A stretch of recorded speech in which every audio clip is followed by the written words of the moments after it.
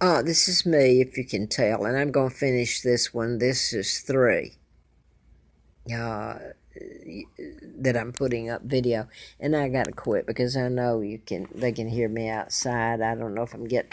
Hopefully they can't. Anyway, nobody likes to hear the truth. Excuse me, but they don't.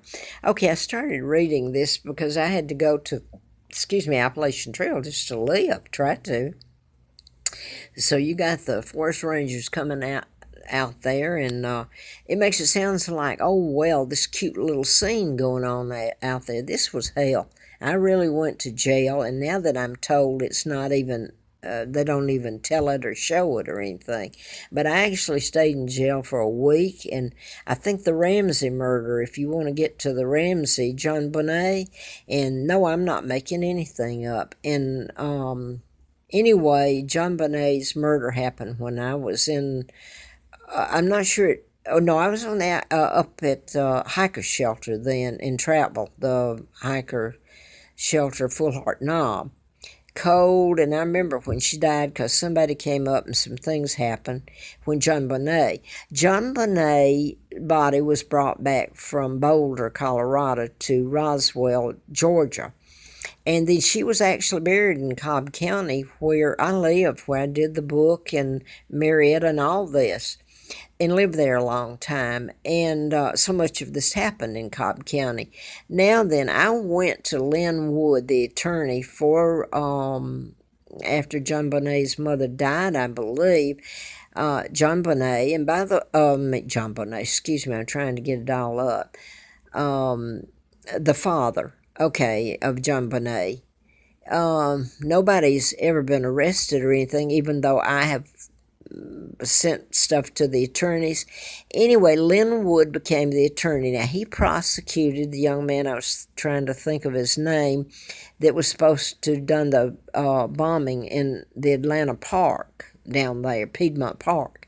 And he was on the Appalachian Trail for a long time. But Lynn Wood was the attorney for Richard Jewell, who was first locked up and said he was bombed the park, Olympic Park bombing. That's what they called it. And then he was proven innocent. This other gentleman, you can Google him. I can't remember his name.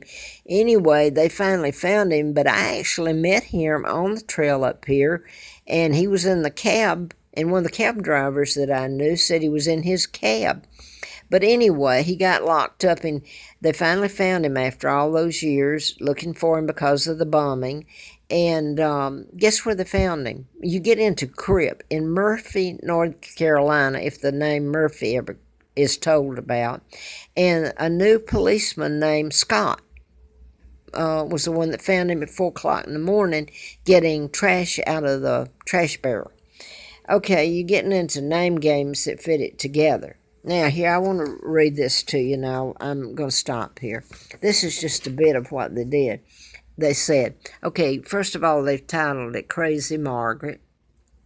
My name is Margaret Ann Windsor, and that is my name. I'm Victoria II. Anyway, it's the Atlanta Journal that did the article, not the Roanoke Times. They might have done one too, but they're talking about Larry McDonald ran the campaign. I'm not trying not to be redundant. I got down here where Ken Sorensen, U.S. Attorney, prosecuted the case. Now, real quick, back to Lynn Wood, who became the attorney for John Bonet's family. I was down there, took my money, Xerox, and went down there several times, and I was always trying to find out where my children were. But the only thing that was said to me was I would have to speak to the attorney. I left stuff with the secretary.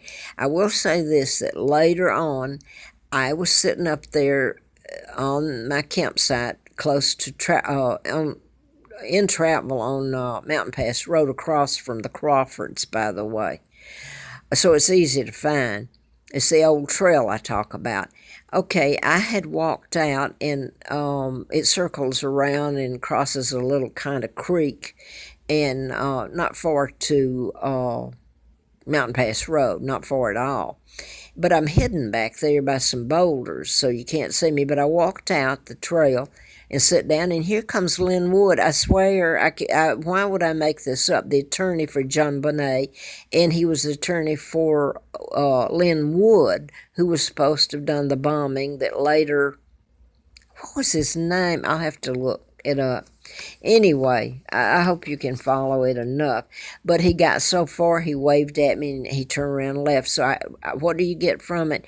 That he would come and talk to me, but he wasn't allowed to. And it was him. He's a nice-looking man, by the way. But here's the rest of this. I'm going to get to the rest of it. It's the third time, Childers, a former medical secretary and unpublished author who says she's really Margaret Ann Windsor, heir to the British throne, has been bumped from federal land the last 3 years. I'll stay here as long as I can, Childers, 55, said from the Roanoke Rescue Mission, where sent her last Friday, where the judge... sent her last Friday. No, that wasn't true. I don't know if that was the time or not when the federal agents took me, and one of them had been cleaning, that sit behind me in a suit. It's like I'm this criminal. You got two, yes, I'm losing it here, people, trying to tell it. Okay, you got the U.S. Marshals, and Robert that I talk about was a U.S. Marshal and the FBI. They say they don't switch agencies and hats. They certainly do. Anyway, back to this. I'll just read it, and I put it up here the best I could. This is saying I was photographed and in the campaign to succeed Larry McDonald in Congress, left, and here she is, me, photographed in Roanoke Federal Court. My poor babies, if they're alive, I hope and pray. Look at what they did to their mother. And God knows, I hope all of it's told what they did to my babies. That's why I've lived, and to pay back the people that helped me. I'll stay here. This is me. I'm quoting myself here in the article. The bigger problem is Childers claims is a government conspiracy to keep her homeless and cloak her true identity. Well, that is absolutely the truth. So help me. It's exactly it. Thank you for that bit of truth you were able to tell. Okay, by the way, again, this is November the 26th, 94 article in Roanoke Times, Roanoke, Virginia. No, well, I was here, but this is actually Atlanta Journal, the only one they let get through to me. That's why what Larry Flint was attempting to write about, and he was shot. Childers said of the Hustler magazine publisher shot was paralyzed during a 1978 obscenity trial in Lawrenceville, Georgia, which was really crazy. His insides were blown with a magnum all over the sidewalk. And later, after I came back in 82, I'm going to get this in from carrying my book, Letters from the FBI, up to Ronald Reagan White House executive mailroom with copies on the front side from the FBI and where I'd done the books, and it was logged in, and guess who did it? Michael Reagan, his adopted son. Do you have any idea what happened to me after I left there? And with the book and the letters on me, trying to, like this, I'm carrying this heavy thing. This is not it, but that's the size of it. And then you don't want to know what happened to me. And I'm going to leave it there. It was all stolen, and and I was, by the way, I was beaten and raped.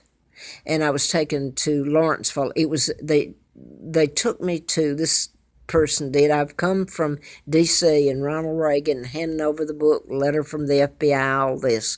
Now then, I am taken and raped out in Thomaston National Forest, I believe is the name of it, put on the side of the road again. They took me to the hospital, pulled some hairs out of my head, took my clothes, put me right back on the street, 9 o'clock at night. Can you believe this in the cold? It's October then of 82. But they did take me to the Lawrenceville Hospital and brought the doctor in. I'm not kidding you. They told me he was the one that had been in charge when Larry Flint was shot in 78 when I was doing the book by a program shooter. Now I'm going to finish this and stop. So I chose the forest since they had me blocked every other way and frozen. Do you think that's funny? I had no food. I almost died up there. It's better the side of the road getting raped and wondering if you're going to live through it. But he's here. This article saying that about Larry Flint was attempting to write about, and he was shot. Childers said of the Hustler magazine publisher, shot, paralyzed during the 1978 obscenity trial in Lawrenceville, Georgia. The evolution from candidate to park interloper living off food stamps. Ooh, living off food stamps. Very seldom that, well, is that something that the Queen of England has put over here, living off food stamps, and very little, I might say. Let me clue you. That was shut down too, where other people get a whole bunch of them. I guess they didn't want me to eat, period, right? And I used a clothesline in the hiker's shelter. And isn't it a surprise, those familiar with the strange Cobb-based congressional race a decade ago? In fact, Childers quickly stood out from the usual field that included candidate campaigning to return the country to the gold standard, another emphasizing prohibition, and at least one of the two others candidates from the mainstream. Flint wrote a glowing editorial praising Childers and kicked in $1,000. Well, you should see where my other, and I was flown out to his home, and they were nice to me. It's also run by the FBI. So Childers commented, alleging the former congressional something used tax money to on American citizens. He's part of John Birch. They're talking about evidently saying I said something about, oh, heaven forbid, I wrote a book about Larry McDonald, congressman, doctor. And American citizens sparked the ire of McDonald's widow, Kathy, who was also a candidate. She came in second. The district attorney, Buddy Darden, a good guy. I'm going to turn it around. Excuse me. I hope it does it here. I hope it's still going. He won. He was a good person in that special election. Now then, let's get back. It had the ire of Kathy McDonald, McDonald's wife. Okay, he's supposed to be dead, and I'm in the campaign. Now then, if you go back a few years in the Atlanta Journal, you'll find where Kathy McDonald, the wife, was jailed and charged with prostitution, running a prostitution ring out of Atlanta, Georgia, prior to their marriage, I guess. And this is one of the things that happened to my sons, among horror that they terrorized me with. Come find out he dated, my son did not, my children did not know all this that was involved, dated one of Larry McDonald's daughters. Maybe just one time or more, I don't know. But he dated, well, but it's so horrible and scary. He dated, was her name Jetta? No. What was her name? She was the daughter of the Colombian, what do you call him, ambassador to the United States.